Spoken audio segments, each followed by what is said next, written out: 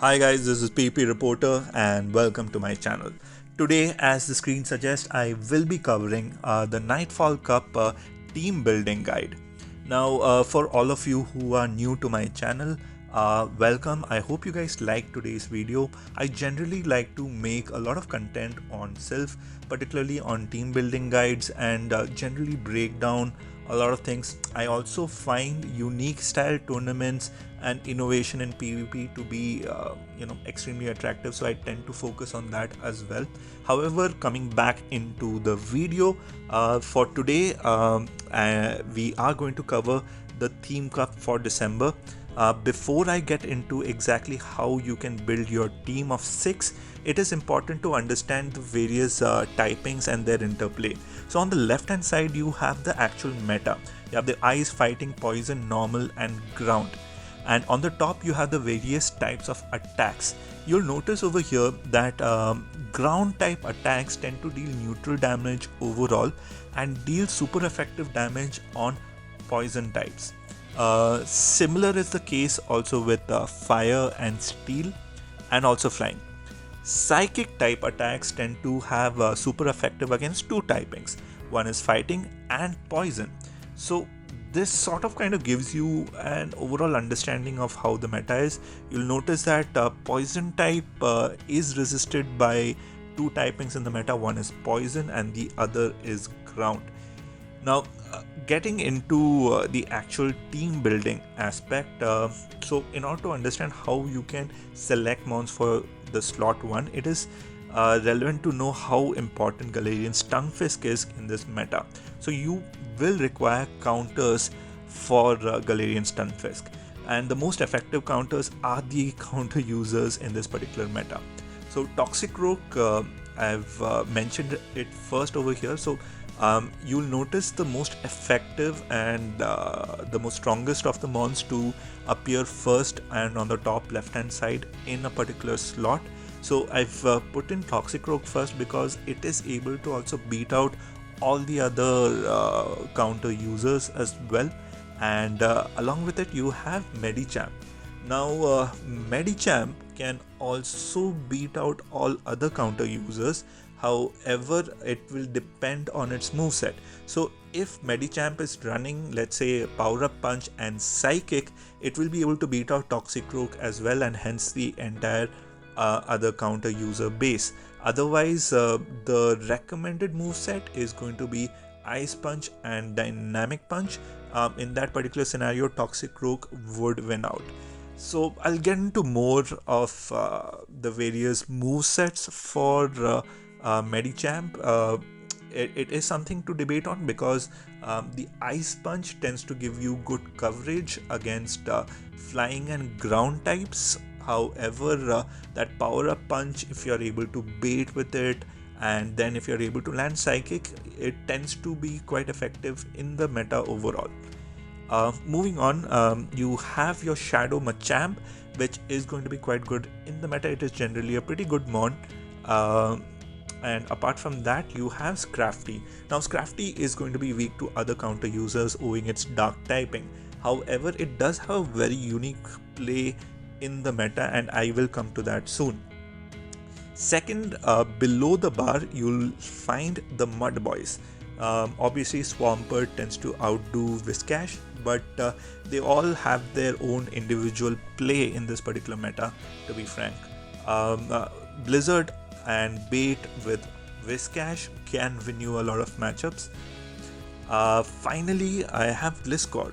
So this particular mon with its unique ground and flying typing is going to perform quite well. It can take care of Galarian Stunfisk if it lands at Earthquake, and it has a lot of utility. So if we go into slot 2 would ideally focus on Antifighters.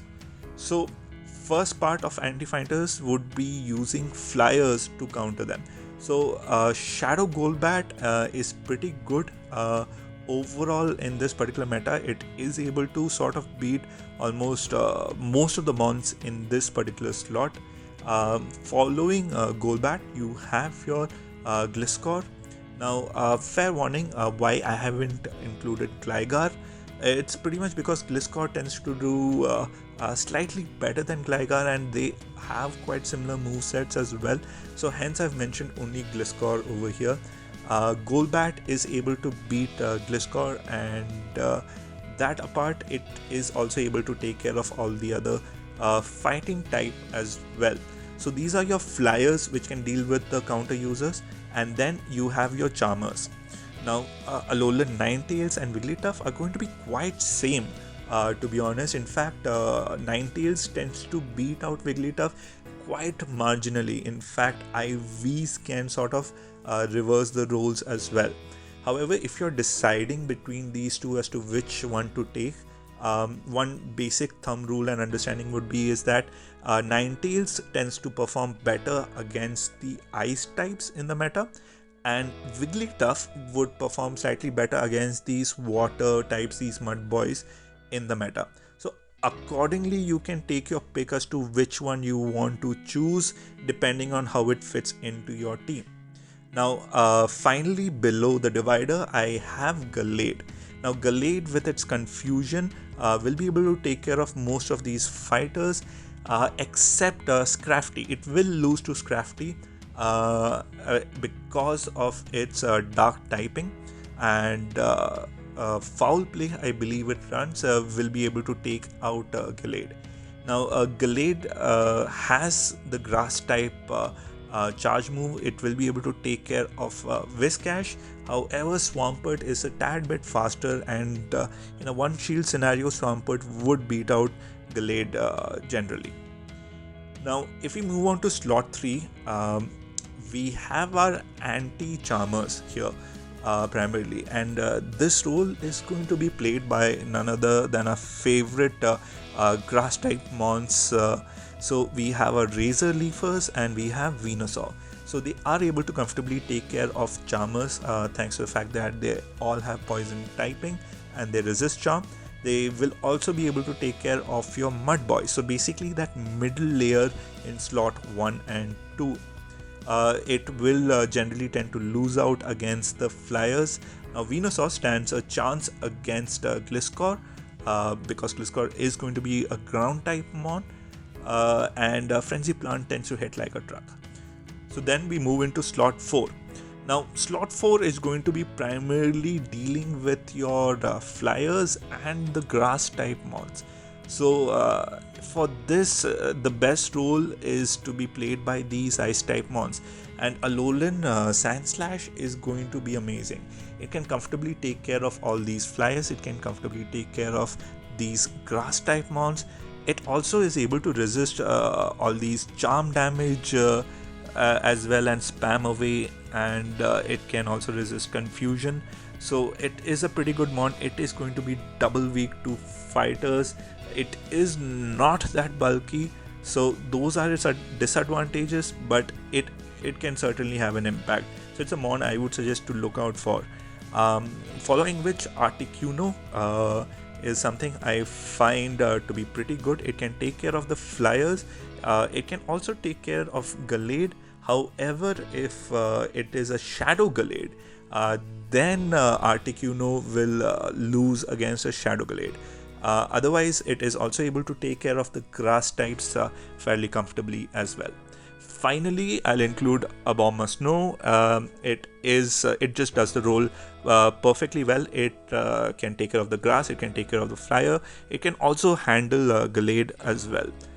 It will lose out to your Articuno and even Alolan Sandslash. Now, honorary mention below the bars, I have Frostlass. Now, Frostlass, why honorary mention? It can handle the flyers.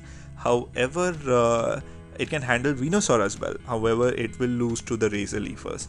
It just doesn't have that bulk. And if the Razor Leafers decide to shield, then I think very few mons in the meta stand a chance in that scenario. Finally, Lapras, again, pretty much same role, but however, it actually is slightly weaker than Frostlass because it could even lose against Venusaur. However, they do have quite a few positive matchups overall in the meta, hence I mentioned them in slot 4. Finally, slot 5. So again, in the must-haves, finally slot 5 is all about covering your slot 3 and 4. So here, as already mentioned, and since Alolan Sandslash is doing such a good job, I just had to place it again. So there are basically two mons which does this job really well. One is Alolan Sandslash and the other is Galarian Stunfisk. So these mons are able to comfortably take care of slot 3 and 4. It tends to wreak havoc on others as well. It can handle most of these charmers, and both of them are fairly spammy. So these two are quite unique mons in the meta and something to watch out for. The third mon which I will mention will be Blaziken. Now Blaziken as a counter user, owing its bulk, it tends to lose out a lot. However, here it is able to take care of the grass types except Victory Bell, and these are all in the one shield scenario. Victory Bell is able to Razor Leaf Blaziken down, but yeah, it does quite well against the other ice type owing to its fire and fighting. And its secondary move, it doesn't have to be Blast Burn. If you wish, you could give it Stone Edge or even Brave Bird and save those elite TMs. And this could really spice it up because Brave Bird could one-hit KO all the fighters, and it would just be a pretty interesting play to have. So this here is the slot 5. Finally, for coverage, we have just one slot left, which are for your balancers and the spicy or meta relevant picks you have. So these mons are not necessarily very consistent, however they are pretty good in the meta, hence I mentioned them here. First one going to be Noctowl.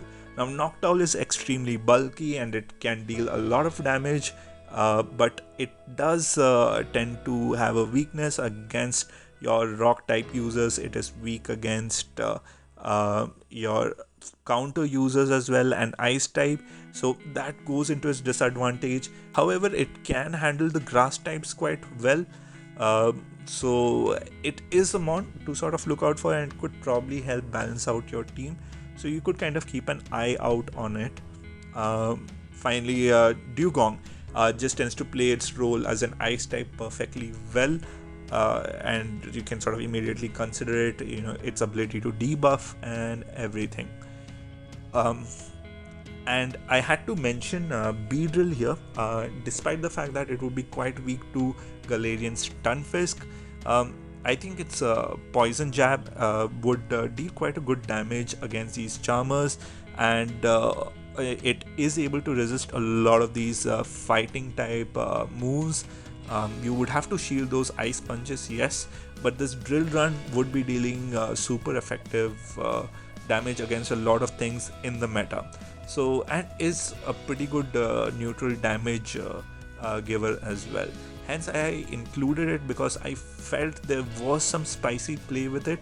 Not going to be easy, but I felt it's worth a mention. Finally, I will mention Primeape. It was a struggle between Vigoroth and Primeape. However, Primeape tends to win out slightly more than Vigoroth, owing to the fact that Vigoroth is going to be weak to other counter users, despite the fact that it actually still beats Blaziken, thanks to its spammy moveset. But yeah, Primeape overall, it seemed to be looking good. It has a lot of positive matchups, good wins, and that Night Slash can really come into play for Primeape. So this here is my overall team building guide for you for this Nightfall Cup. This meta was super complicated. It had a lot of factors, a lot of players, a lot of interplays amongst them. So in order to rationalize it, it did take quite a bit of effort. But hopefully, even if you have some new trainers who you want to encourage in your community, you could probably share this. It could help them build a team of 6 which they could use in this particular meta. Do share, do like and subscribe if you like the content. Let me know what are your thoughts. You can follow me on Twitter, DM me if you have any matchups you want to share or if you want me to shoutcast. Would love to do that. And really, thank you. I appreciate A few of you guys who do constantly check out the videos. I do always read the comment section and I really do appreciate it. And thank you guys very much for watching my video all the way to the end. I hope to see you guys in the next one. Bye bye.